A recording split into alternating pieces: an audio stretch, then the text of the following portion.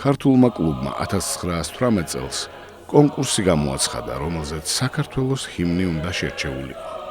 ნიკო სულხანიშვილმა ორი საგუნდო ნაწარმოები წარადგინა: დიდება ივერსა და ღმერთო ღმერთო. ორივე გამარჯვებულად გამოაცხადეს. 1918 წელს ჟურნალი თეატრი და ცხოვრება იუწყებოდა, რომ ქართული კლუბი ენკენისთვის 22-ში ბენეფისს უწყობდა ჰიმნების კონკურსში გამარჯვებულ ნიკო სულხანიშვილს. თუმცა საქართველოს ჰიმნად სხვა ნაწარმოები შეირჩა. იმედაშვილი ამ ფაქტს შიდა კულუარულ ინტრიგებს უკავშირებს და დასძენს. აღარ მინდა იმ უმსგავსობის გახსენება, რაც მაშინ მოხდა. ასე წერს იოსებ ეტაშვილი, რა მოხდა ვერ გეტყვით, მაგრამ ფაქტია, რომ ნიკო სულხანიშვილის ჰიმნი არ გახდა დამოუკიდებელი საქართველოს ჰიმნი.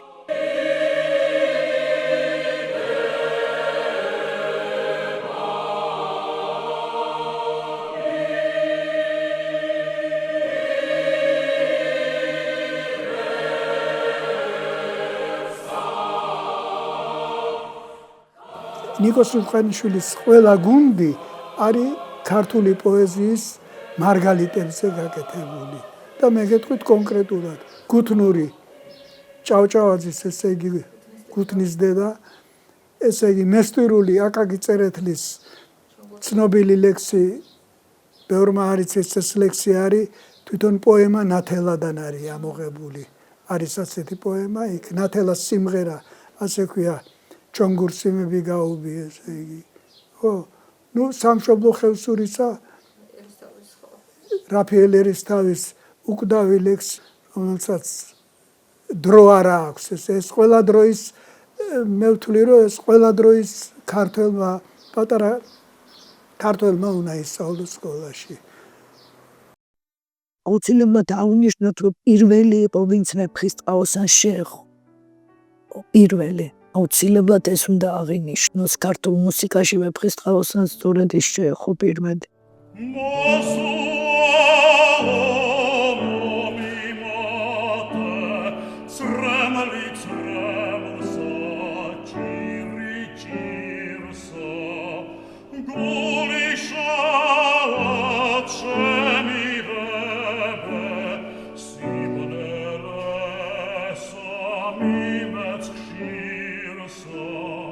ესეა ლოცვა მუზუალო მომიტანე წრემლი წნემსა ჭირი ჭირსა, ეს ვეფხისტყაოსნიდან არის თანთადილის ვენდრებიდან.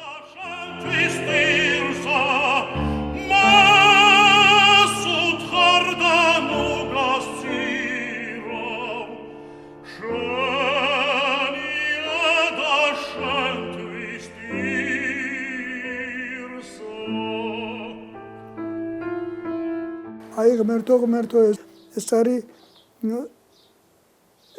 ქართული გალობის მწვერვალი, თუ შეიძლება ითქვას. ეს გინდა საეკლესიო ჩათვალე, გინდა საეროთ ჩათვალე, ამას არ აქვს მნიშვნელობა. სხვათა შორის დაიბეჭდა მაშინვე იმ პერიოდში დაიბეჭდა ღმერთო და აწერია ტექსტი შოთა რუსთაველის.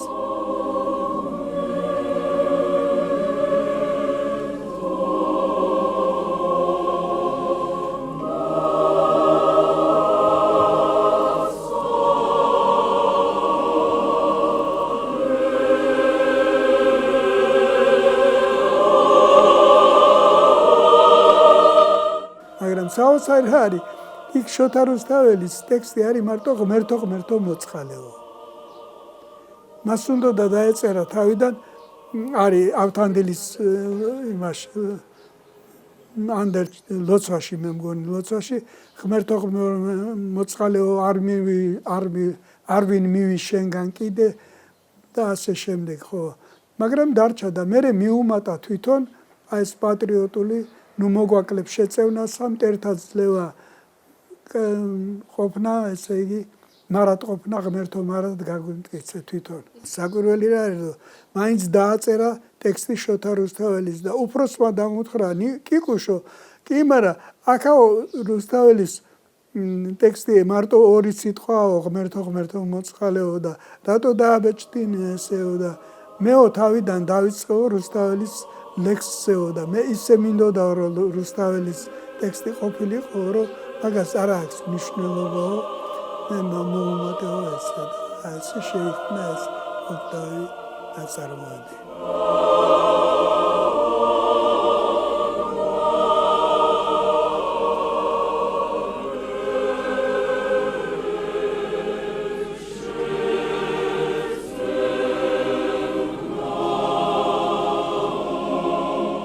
უკვე ევროპულ ტონალურ სისტემას უთავსებს ქართული საეკლესიო და ხალხური სიმღერების კილოურ აზროვნებას.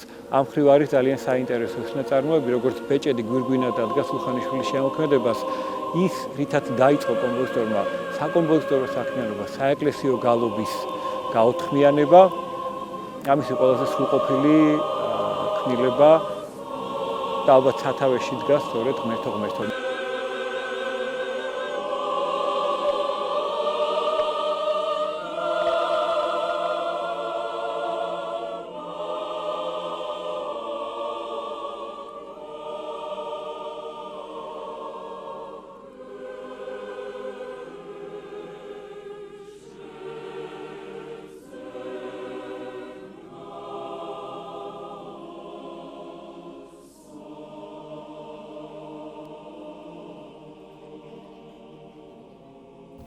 ნიკო სულხანიშვილი ზაქარია ფალიაშვილთან ერთად ქართული საგუნდო მუსიკის ფუძემდებლებად ითვლებიან.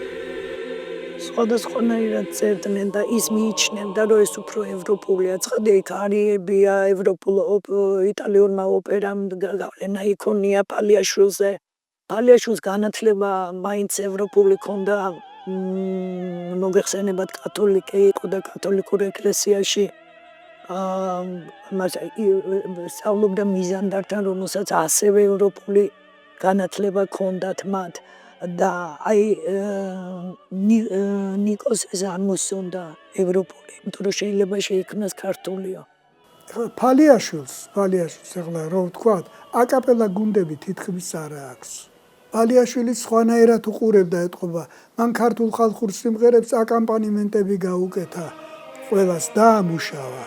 მაგრამ ეს და შეიტანა მერე ოპერაში, აბესალომში და დაისში ქართული ხალხური სიმღერები შეიტანა, მაგრამ როგორც ასეთი პროფესიული აკაპელა საგუნდო სიმღერა, ამის საფუძველი და ისა ნიკო მაიღო თავის თავზე და სრულიად ლოგიკურია და სხვათა შორის მე ვამაყობ, რომ ყველა გუნდი თითქმის თელავშია შექმნილი და პირველად მას თელავში ყავდა გუნდი.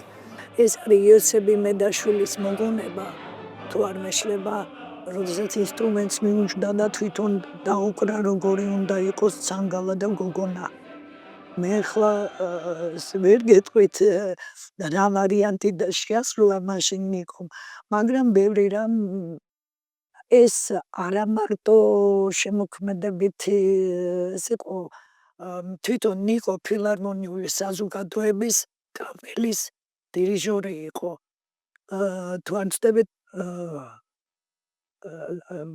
რაღაც 10-იან წლებში ვიდრე გარდაიცვლებოდა 2 წელი იყო ამ კაპელის ხელმძღვანელი და სხვათა შორის სულთანთან მიუძღვნა კაპელას. შეიძლება ითქვას, რომ იქიდან იწყება კაპელის ისტორია, ცხადია ხმე დაარსდა ხელახლა, მაგრამ მაშინ იყო კაპელა, რომლის ხელმძღვანელი იყო ნიკო სულხანიშვილი. ნიკოს გუნდში მღეროდნენ ქალაქ თამით, რომელსაც აქვს შესანიშნავი მოგონებები ნიკო სულხანიშვილზე, სანდრო ინაშვილი. აი ფილარმონიულ საზოგადოებაში ქოიმუშ-ბრწელი იყო საქართველოს ხელმძღვანელი.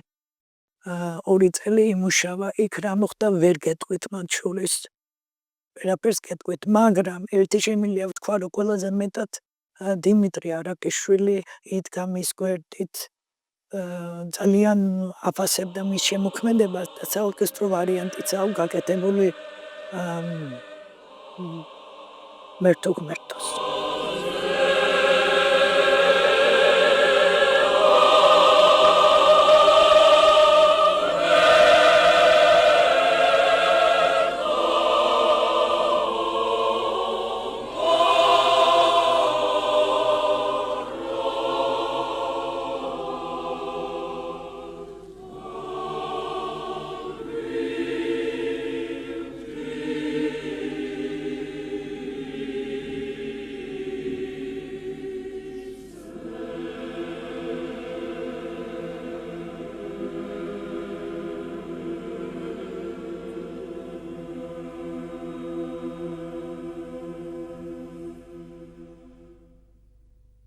ჩვენ რამდენიმე გუნდი ვიცით მის.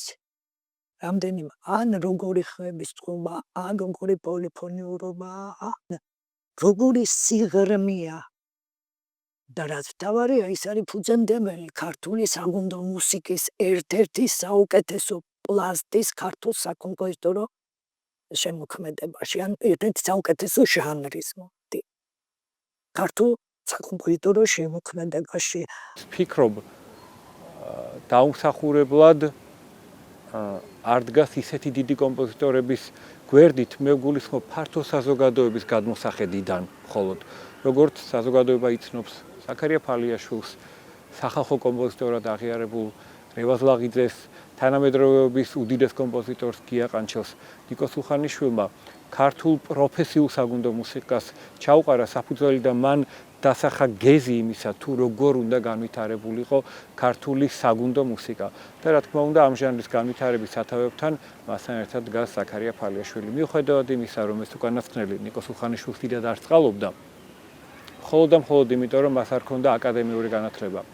ვფიქრობ, ისეთი გენიალური კომპოზიტორი და ისეთი დიდი განათლების მქონე კომპოზიტორი, როგორც ზაქარია ფალიაშვილია და ასევე დიდი პოლიფონისტის მოწაფე ზაქარია ფალიაშვილი, სწორედ პოლიფონიისადმი ესოდენ გაზრდილი ინტერესის გამო, გულისხმობ ნიკო სულხანიშვილს, აუცილებლად იგრძნობდა გენიოსი გენიოსს.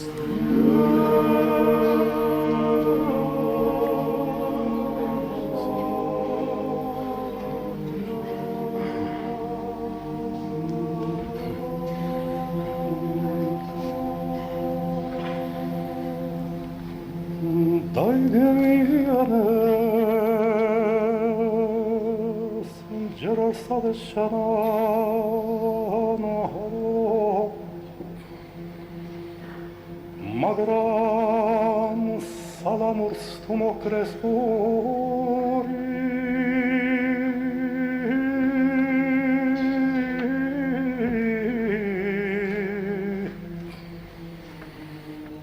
Anudama turit zalit gamasse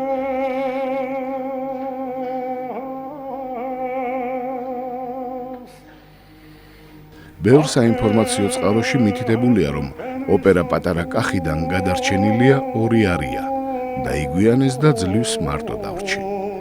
რეალურად მხოლოდ დაიგვიანეს არის შემორჩენილი, რომელიც სრულდება კიდეც. აი ეს ძლივს მარტო დავრჩი ცენტრალურ არქივში არ იყო. მაგრამ ეს პატარა კახის არია იყო.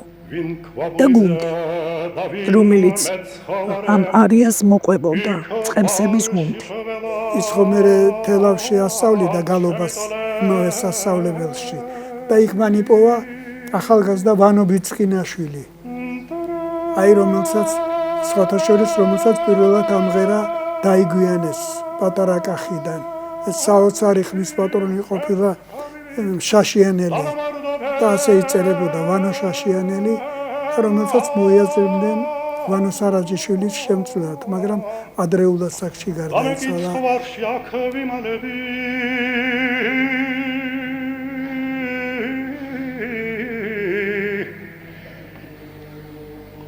დრებში ვებხავივით დამავარდობე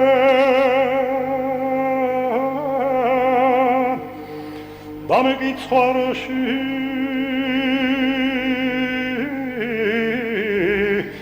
აქ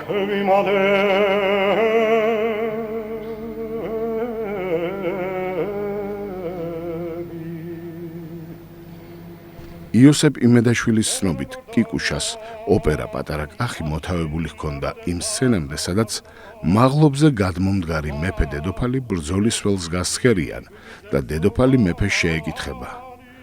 ირაკლი არის? მეფე მიუგებს, ვგონებ.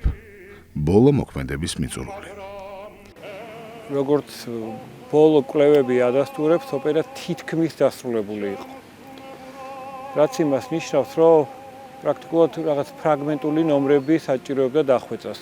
ამას ვადასტურებს დიმიტრი არაყიშვილის წერილიც, მისი ჩანაწერიც, რომელიც როგორც ასევე ცნობილი ხდება, ეხმარებოდა ნიკოს უხანიშვილს სწორედ საგუნდო და ვოკალური პარტიების საერთო ორკესტრისთვის ჰარმონიზებაში. ანუ ის უწევდა ინსტრუმენტულ თანხლებას.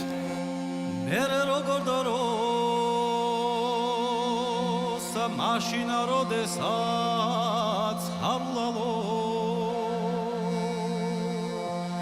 სხვა უდიდესი წინ გავიდევს ავალი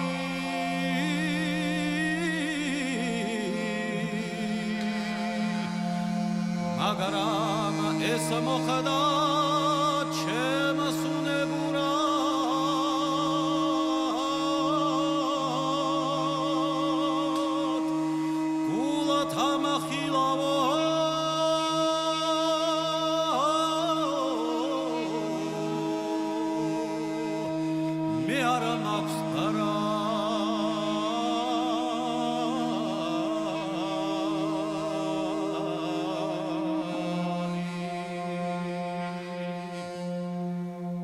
სამწუხაროდ ეს დარჩა საიდუმლოდ, მას რა ჰქონდა, არავინ არ იცის, მას ჰქონდა თუ არა ორკესტრის თანხლება განგარიშებული ისა, მაგრამ ის წერდა და ამბობდა, რომ მე მინდა ამ ოპერაშიო მთელი საქართველო იყოს წარმოდგენილიო თავისი, ესე იგი, აი სიმღერები თავისიო და რომ ქართულ სიმღერაშიო ყველა განწყობის გამოხატვა შეიძლება, ეს იქნება სიხარული, გამარჯვება, სევდიანი თუ ტრაგედია, ისაო და ასე მაქვს ჩაფიქრებულიო. სხვათა შორის აკაკის მან მოასმენია რამდენიმე ნაწყვეტი. არის მოგონებაში, აღარ მახსოვს ვისი მოგონებაა, აკაკიმ გაიგოო, რომ ესე იგი ისაო და მოინდომაო, რომ შემახვედრეთო ნიკო სულხანიშვილსო და შევახვედრეთო და მან გიტარაზე ნიკო სულხანიშვილმა ნაწყვეტები უმღერაო. გიტარაზეო და ნუ ესე იგი გაოცებული იყო აკაკიო და მე თქვაო, რომ მე მგონიო ეს ოპერაო, ანუ ეს მუსიკაო ჩემ პოემას ჯობიაო. ესეთ აღტაცებაში და ცრემლებს ვერ იკავებდაო.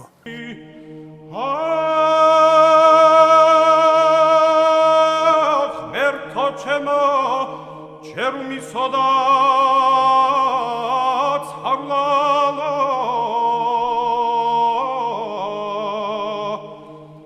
დაბნებული მაქვს მეგზადა კვალი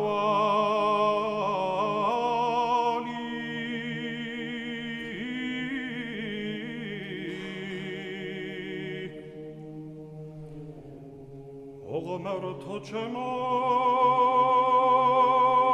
ჩერუმი სოდაც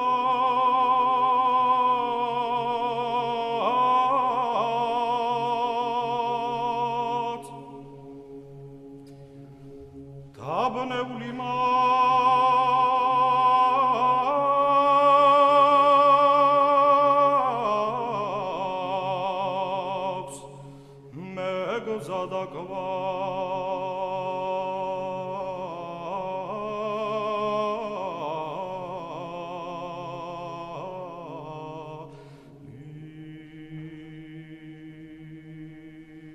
სრულად იყო დამთავრებული ქონდა სწორედ იოსებ იმედაშვილი წერს რომ დამთავრებული ქონდა მას პატარა კახი დამთავრებული და როდესაც ავადმყოფოში იწვა თავქვეშედო ეს პატარა კახის ნოტები ზოგი წერს რომ ნაწილი ქონდა და აკაკი ეუბნებოდა რომ როდის დაამთავრებ და აკაკისთან შეასრულა ეს დაიგვიანეს მაგრამ მე მაქვს წაკითხული იოსებ იმედაშვილი წერს რომ მას ქონდა დასრულებული და ეს არ არის მართალი რომ მას არ ქონდა დასრულებული პატარა კახი და აი ეს ნოტები თავქვეშედო ვინ აცალა ავადმყოფოში როდესაც იწვა არ ვიცი რაც შეეხება თვითონ აი იმ დაკარგულ ფრაგმენტებს მე ვფლობ რაღაც გარკვეულ ინფორმაციას რომელიც ერთ-ერთი ცნობილი ქართველი კომპოზიტორისაგან გარკვეული პერიოდის წინ ესე პირად საუბარში გადმომეცა იმ პირობით რომ ჯერ რაღაც პერიოდი ეს მასალა არ უნდა გასაჯაროვდეს. მე მიწევს ეს დაპირება შევასრულო. ძალიან ისეთი მძიმე და არასასიამოვნო ინფორმაციაა დარწმუნებული ვარ ეს გარკვეულ მუსიკალურ წრეებში ცნობილიც არის კიდეც, მაგრამ არა ფართო საზოგადოებაში. საუბარია იმ ტრაგიკულ დღეზე, დეკემბერზე 1919 წლის დეკემბერზე, როდესაც ნიკო სულხანიშვილი საავადმყოფოში გარდაიცვალა. იმავე დღეს მისმა ახალგაზრდობაში მისმა მეგობარმა იმ პერიოდში ცნობილმა ჟურნალისტმა ნიკოს სასტუმრიდან გამოაცალა მისი ხელნაწერი რვეულები, რომელიც საკმაოდ სქელტანიანი იყო. სადაც ინახებოდა გამოუქვეყნებელი პარტიტურები და ფრაგმენტები ოპერიდან პატარა კახი.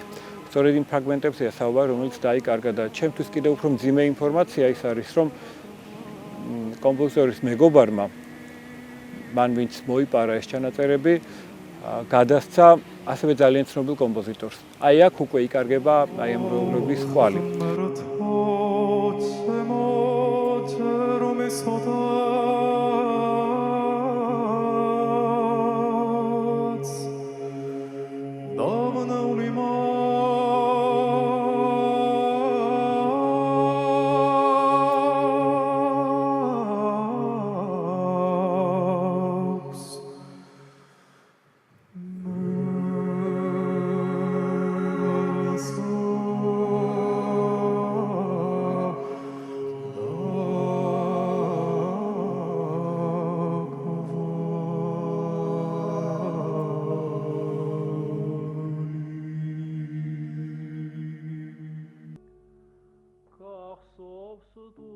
ნიკო სულხანიშვილის შემოქმედების საფუძველი ქართული ხალხური მუსიკაა.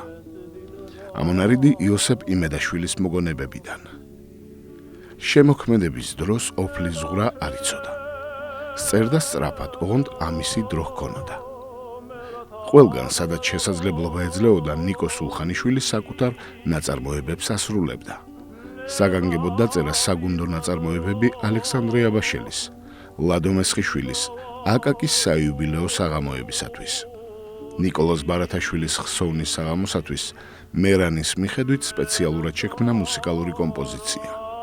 ილიას ძეგლის გახსნას კახური ჰიმნი უძღვნა. 1913 წელს სულხანიშვილის სასარგებლოდ საქველმოქმედო კონცერტი გაიმართა, სადაც მისი ნაწარმოებები შესრულდა. კვლევარ გიორგი ნადირაძის ცნობით მათ შორის ყოფილა ნაწყვეტი ოპერიდან ეს ქვეყანა და ორატორია აკაკის ლექსზე. ეს მასალები დაკარგულია. სხვათა შორის ას დაუწერია კიდე ესე იგი რომელიც აღარ ჩანს ესე იგი ერეკლეს ქონია ერეკლეს ლოცვა. ესეთი როგორ ესეთი მონანიების ლოცვა არის ერეკლესი ერთი გვერდიანია და აი მასე მუსიკა დაუწერია რომელიც შეუსრულებია, მაგრამ დაიკარგა და აღარა ჩანს. ეს თელავში შესრულებულა სამეფო ტაძარში. როგორც ირკვევა, წერდა საბავშვო ოპერებსაც, სკოლასა და შინ. ამის შესახებ იოსებ იმედაშვილის მოგონებებში ვკითხულობთ.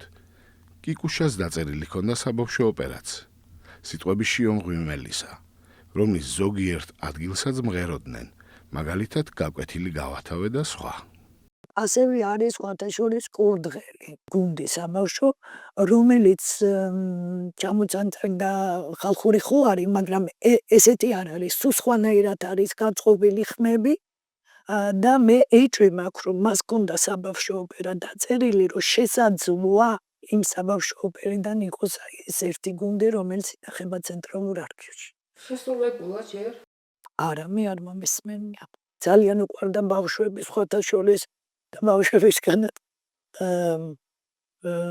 გუნდი გააკეთა აწყობში, მე მგონი ჯერ კიდევ არ იყო სამოღვაწეობას ყველაზე გასული. სხვათა შორის იაკობ გოგებაშოს შეტანილი ჰქონდა თავის ძველ გამოცემაში ნიკოს ულხანიშვილის კურდღელი. ძველი საიუბილეოდ გამოვიდა, სხვა შორის მე მქონდა, მაგრამ ვინ შემარჩინა, გამოვიდა გოგებაშვილის საიუბილეოდ ის დედანი რომელიც იყო. და იმაში ასე მახსოვს იყო. სანადო მასალა, ანუ სასიმღერო მასალა ბავშვებისთვის იყო შეტანილი. ხო და ეხლა აღარ მახსოვს, ამ დედაენაში იყო ხალხური ვარიანტი, იმიტომ რომ დამუშავებული ჰქონდა ნიკოს ხალხური ვარიანტი ჩამოწაწერდა კურდღელი. და თუ მისი ვარიანტი ეს უკვე აღარ მახსოვს.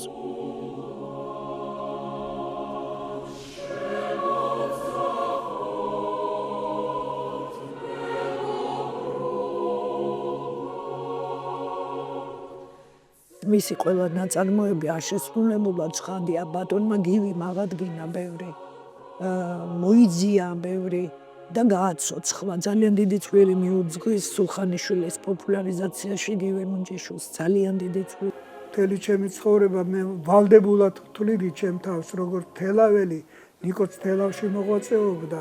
ესე იგი, რომ ვალში ვიყავი და თუ კაი რამე შემეძლო ესე გამეკეთებინა და რაც შემეძლო ყველაფერი გავაკეთე. აი ჩემთვის თითები ესე იგი ყველა ხო ძირფა ჩემთვის ყველა ნაწარმოები, იმიტომ რომ მან 6 დატოვა, მე-7 მე მიუმატე, ჩემთვის ძირფაცია უბრალოდ აბსოლუტურად სხვადასხვა ხასიათის, სხვადასხვა განწყობის, მაგრამ მე ბედნიერი ვარ, რომ ყველა გუნდი რამდენიმე ვარიანტი მაქვს ჩაწერილი, ვარიანტს გულისხმობს სოლისტები, თორე გუნდს ხო ვერ შევცვლიდი ვერაფერს. სხვადასხვა სოლისტებით მე ყველგან ვასრულებდი საქართველოს გარდა სადაც კი მომიწია სულხანიშვილის გუნდებს და ყველგან ერთნაირი წარმატებით. იმიტომ რომ როგორც წეგანა ვთქვი, ამას დრო არ აქვს. ეს არის ყველა დროის ასე ვთქვათ შედევრები.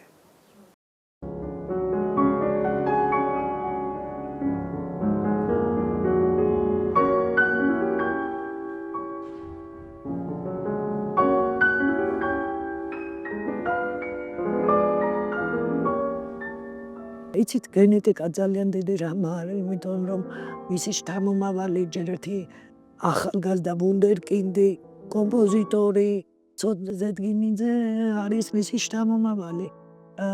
დიდი ნიკოს ულხანიშვილის შვილიშვილი.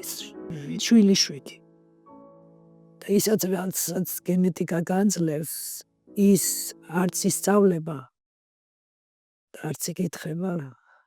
ის გაქვს ან არა გაქვს.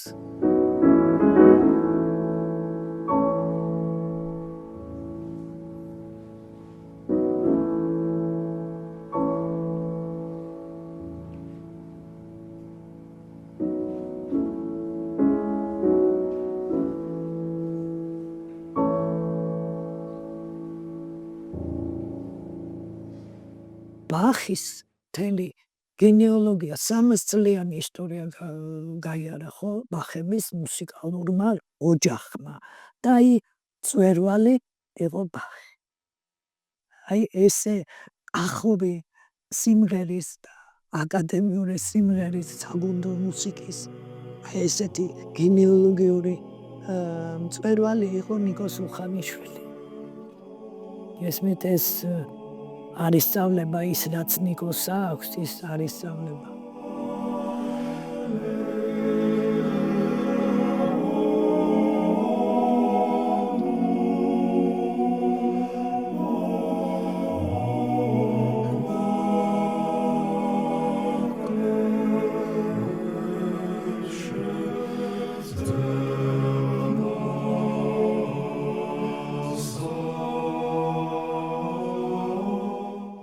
აი ამ საეკლესიო მუსიკისადმი ინტერესმა და ქართული ხალხური სიმღერის უბადლო ღრმა წოდნამ საბოლოოდ მივიყვანა იმ შედეგებამდე, რაც დღეს ჩვენ ხელთ გვიჭირავს.